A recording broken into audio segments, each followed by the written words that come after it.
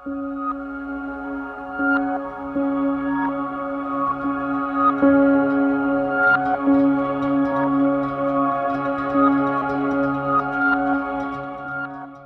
Gülsüm Özer Yılmaz. 25 Mayıs 1978 tarihinde Balıkesir'de doğdum.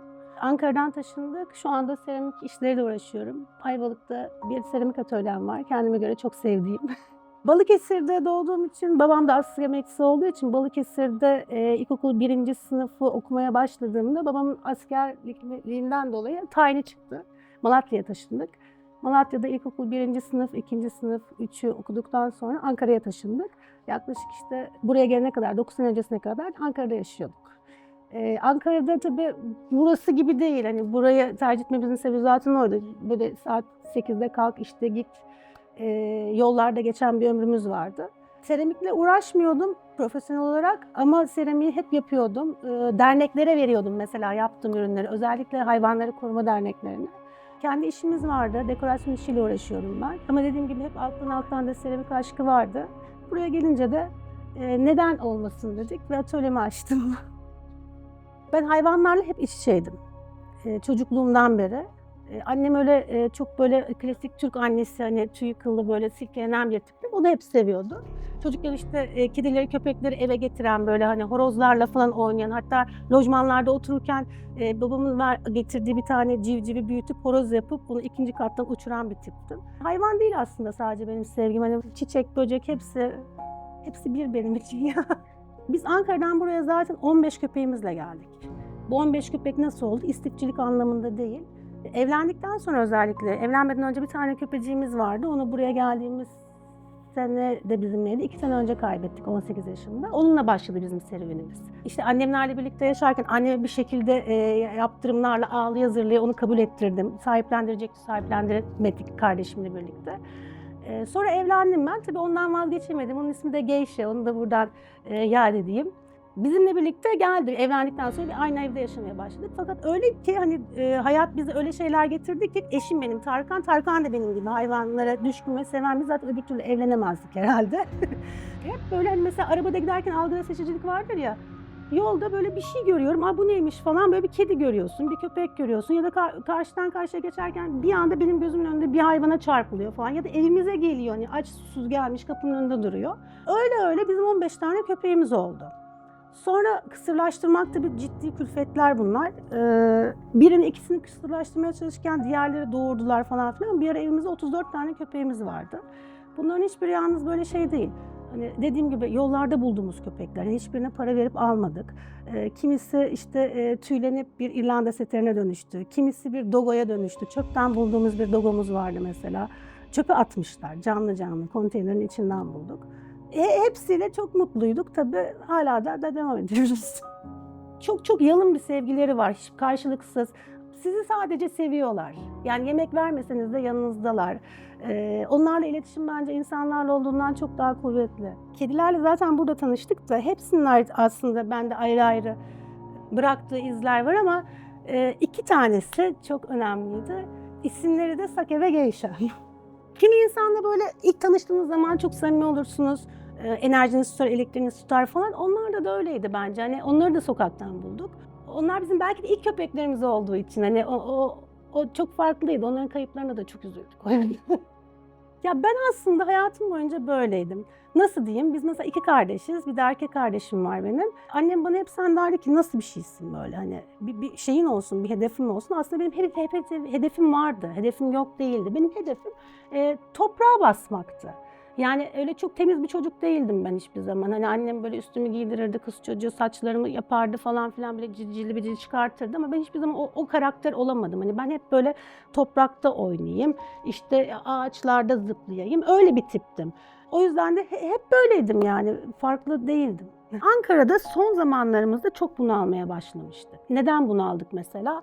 İşte o şehir karmaşası. Gerçi Ankara'da da öyle çok şehrin içinde oturmuyorduk. Hani şehrin dışında Gölbaşı bilir misiniz bilmiyorum, o taraflardaydık. Hani kendimize güzel bir bahçemiz vardı. Küçük bir hayatımız vardı. Hani 30 metrekare bir evimiz vardı yine. Evin büyüklüğü çünkü bizim için çok önemli değildi. Hani eşimiz, dostumuz gelsin, bizi seven insanlar gelebilsin. Uzaklardaydık. İşte son 2 sene öncesine kadar buraya gelmeden 2 sene 2016'da geldik herhalde. 2014 yılında ya biz ne yapıyoruz burada'ya bağladık. Hani çünkü sabahın köründe böyle haldır haldır koşuyorsun, arabaya yetişiyorsun, işte trafiğe çıkıyorsun. Trafikte işte insanlar birbiriyle sürekli kavga ediyor. Kimse kimseye günaydın demiyor. Günaydın dersen şöyle bir bakıyorlar falan. Bunlar hep bize böyle batmaya başladı. Hani böyle yavaş yavaş birikir ya bazı şeyler. İşte şey diyorduk, işte birazcık daha duralım. Ondan sonra gideriz ama nereye gideceğimiz belli değil. Eşim Trabzonlu, ben aslen Balıkesirliyim. Hani deniz kenarına gideriz ama nereye gideriz? Önce bir işte Urla, Seferihisar o tarafları bir düşündük. Dedik nasıl gideceğiz oraya? Şöyle gideriz, böyle gideriz. Eşim gitti, baktı, oraları beğenmedik. Oralar birazcık daha böyle hani şehir şehir olma kıvamında hızla ilerliyordu. Sonra tesadüf eseri buraya keşfettik. Buraya geldik ve gelmeden öncesinde de dediğim gibi 2-3 sene öncesine diyor, sonrasına gideriz diyorduk ama sonra bir an böyle akşam evde otururken dedik ki gerçekten yalnız bu böyle oluyor yani. Biz neden 200 sene bekliyoruz? Hani bir sene öncesine kadar 10 sene sonra gideriz diyorduk. Şimdi 200 sene diyoruz. 200 sene beklemenin amacı ne? Çünkü burada mutlu değiliz. Hani bizim hayatımız alışveriş merkezi değil. Ankara'da alışveriş merkezinden başka bence bir eğlence şeyi yok. Hani herkes alışveriş merkezlerine tıkıyor. Daha çok elektrik yüklenip daha çok kavga, agresiflik çıkıyor bence. Ne yapalım, ne yapalım? Biz gidelim o zaman dedik. Ve bizim kurulu düzenimiz vardı orada. Dediğim gibi para da kazanıyorduk gayet güzel. Ben Balıkesir'de burada Ayvalık'taki evimizi, Cunda'daki evimizi buldum. Eşimi aradım. Dedim evet çok güzel bir evmiş burası. Bir senelik kiramızı verdik. Bir şekilde 15 gün içerisinde biz buradaydık. Verilecek olan eşyalarımızı verdik. Tabii köpekli ve hayvanlı bir ev olduğumuz için onları şey yapamıyorsunuz, seçmek zorundasınız. İhtiyacı olan insanlara dağıttık. Diğerlerini bahçemizin ortasında böyle kocaman bir ateş yaktık. Hepsini yaktık. Ve gelirken tabii ki de insanların içinde korku oluyor. Hani nereye gidiyoruz biz? Çünkü göç ediyorsunuz resmen. Hani hiç kimseyi bilmediğiniz, tanımadığınız bir ortama geliyorsunuz. Neyle karşılaşacağınızı da bilmiyorsunuz. Benim tek desteğim dayanan mesela eşimdi yanımda. Onun da keza ben. Bir de hayvanlarla geliyoruz. Ev bulmakta sıkıntı. Hani birçok bu evi bulana kadar birçok yer aradık. Ben artık şey yapıyordum. Alo, merhaba, ev için aradım. Buyurun, 15 köpeğimiz var bizim. Direkt bunu söylüyordum yani. Ha öyle mi? Yok biz ev çat telefon kapanıyordu. En son buna resmen sarıldık. Artı evi de çok beğenmiştik ama spontane oldu yani her şey. İyi ki de gelmişiz. Ankara'yı hiç özlemiyorum. Yani Ankara değil hani büyük şehir bence insanları böyle içine çeken, gereksiz bir koşturmacanın, gereksiz bir kaosun içine sokan bir yer. Yani burada öyle değil. Burada hayat ağır akıyor, yavaş akıyor ama güzel akıyor. Yani burada kendimize vakit ayırabiliyoruz. Seviyoruz. Küçük yerde yaşamayı sevdiğimizi anladım ve o yüzden de iyi ki Ankara'dan buraya taşınmışız ve ben Ankara'ya bir kere bile gitmedim biliyor musunuz? Bütün ailem, işte bütün ailem dediğim hani annem babam oradaydı. Bütün çevrem, çocukluk arkadaşlarım hepsi orada. Sadece onları özlüyorum diyebilirim ama şehir olarak Ankara'yı hiç özlemedim. Onlar da zaten bizi özledikleri zaman buraya geliyorlar. Hep şey diyorlar işte nasıl yaptınız? Hani yapılabiliyor. Aslında hani kafaya koymak gerekiyor ya. Hayatta istediğimiz her şeyi yapabiliyoruz aslında. Çok da fazla öyle paraya, mala, mülke ihtiyacımız yok. Yani basit ve yalın hayat aslında diğerinden çok daha kolay. Önemli olan dediğim gibi kafaya koymak ve hani istikrarlı olmak. Tabii çok zor bir şey. Hani mesela bunu söylediğim zaman gelen misafirlerime diyorlar ki birikmişiniz vardır tabii gelirken. Hayır yoktu. Gerçekten hiçbir paramız yoktu bizim gelirken. Sadece bir senelik kiramızı verdik. İşte bir miktarda böyle kenarda köşede biriktirdiğimiz paramız vardı. Biz sadece buraya dediğim gibi yaşamaya geldik. Yani kiramız verdik. İşte köpeklerimize bakabiliriz. Devamda yola gideriz. Biz yaptıysak 15 köpekle ve birikimsiz bence herkes yapabilir diye düşünüyorum. Sadece hani kafaya koymak, ne istediğini bilmek gerekiyor ya. Evet. Dışarıda da bir afişim var gördünüz. Onu da 2 sene önce bu hayvanlarla ilgili ülkemizde olan değişiklikler esnasında astım. Hayvanlarla ilgili bence biraz bilinçlenmemiz gerekiyor. Şimdi mesela ben burada dükkanda otururken iş yapıyorum, işte öğrencilerim oluyor falan filan. Karşıdan geçerken burada mesela mahallemizin bir köpeği var. Orada yatıyor. Yatarken Ona işte tekme atmaya çalışan, taş atmaya çalışan çocuklar var ve aileleri bunlara bir şey demiyorlar. Biraz bilinçlenmemiz gerekiyor bence. Yani çünkü çok acizler ya. Yani yemek verirsen kuyruk sallıyor, vermezsen kuyruğunu sıkıştırıyor. Yani hayvan ne olacak değil aslında, o da bir canlı. Bir de hani insanın hayatında hiç aydınlanmayan bir yüzünü aydınlatıyor size. Hani onlarla kurduğunuz iletişim. Ne iletişim kuruyorsun ki? Mesela şey diyorlar, ne faydası var? Neden bir faydası olmak zorunda mı? Yani beni iyi yapıyor, benim ruhuma iyi geliyor. Ayrıca yani bu insanın bencilliği, bir faydası olan bir insanla mı sürekli arkadaşlık ediyoruz? Onlar önemli benim için ya.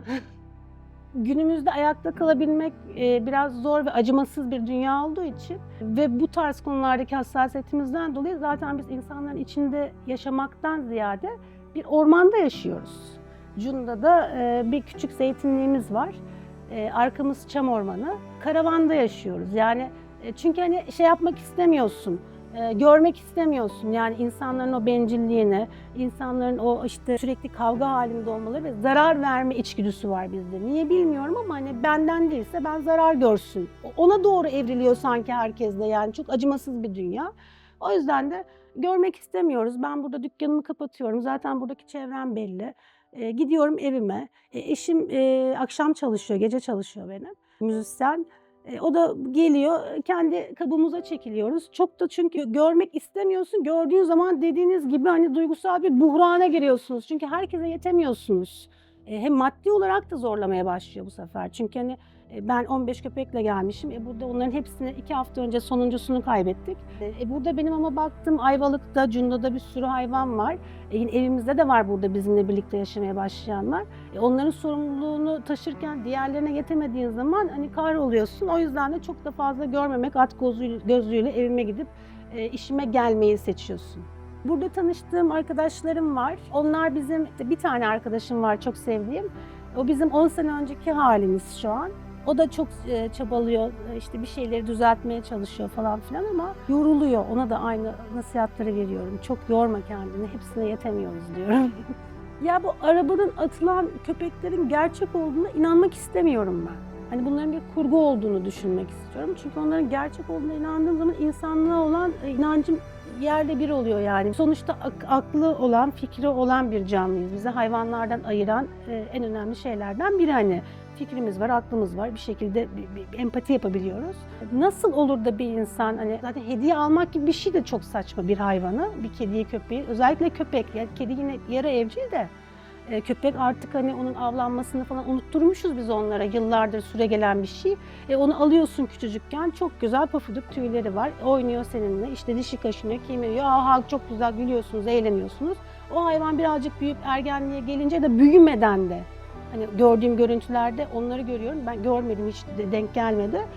Bu hayvanı alıyorsun, evde besliyorsun, hazır yemeği alıştırıyorsun. Ondan sonra bırakıyorsun. Bir de bazılarında çocuklar falan da yanında oluyor. Ben öyle görüntüler de gördüm. Hiç arkana bakmadan gidiyorsun. Bunların kurgu olduğuna inanmak istiyorum. Gerçekten yani. Ya benim aklım almıyor onu ya. Yani nasıl böyle bir şey yapıyorlar? İnşallah öyledir. Kurgudur yani. İncitmemek lazım galiba kimseyi hayatta. Yani ne incinmek lazım ne incitmemek lazım ama düşkün ve muhtaçlara iyi davranmak gerekiyor. Yani hayvanlar, toprak, ağaç, doğa bizim hayatımızın bir parçası. Onlar gitmeye başladığı zaman elimizde çok da fazla bir şey kalmıyor. Çünkü çok yalın ve saf sevgileri var onların. Bu sadece hayvan değil, çiçeğin de öyle. Çiçeğe ne kadar bakarsanız o kadar size geri dönüş veriyor.